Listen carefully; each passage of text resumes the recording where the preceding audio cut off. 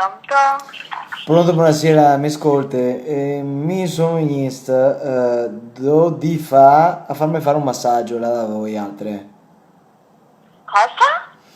2 giorni fa sono venuto là a farmi fare un massaggio romantico. Fare massaggi? Sì. Sono già Non venuto. c'entra massaggi. Vuoi Sì. vieni a provare? No, no, mi sono già venuto 2 giorni fa. Mi hanno una giacchetta verde. Cosa? Non capisco. Sono venuto là a farmi un massaggio 2 giorni fa. E che Ah, dia è un co' le mercoledì, luni? No, un co' le martedì, domenica.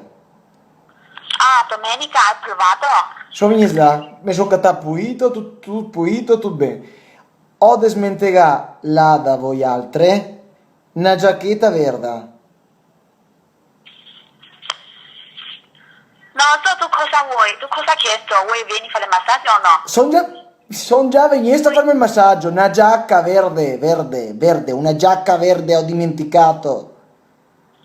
Uno giacca verde. Ah, Tu hai ecco. dimenticato? Là da voi altre, sì. Mi fai un piacere. A parte se lei là da qualche banda? Ascolta, ma qui non ho lasciato niente. Non c'è la giacca verde. Mi ascolti, ben di non catar da dire. Sono sicuro perché cosa venuto dentro l'avevi, cosa torna fuori non avevi più. Quale stanza? Mi non so, e tu coi tutte compagne e stanze là, dai, po'.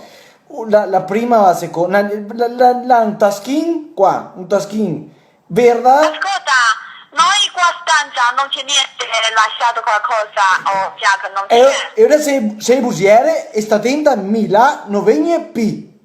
A tu capì? Non viene più là da voi altre.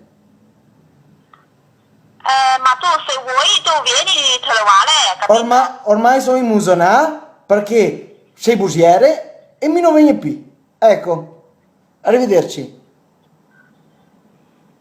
Va bene, va bene.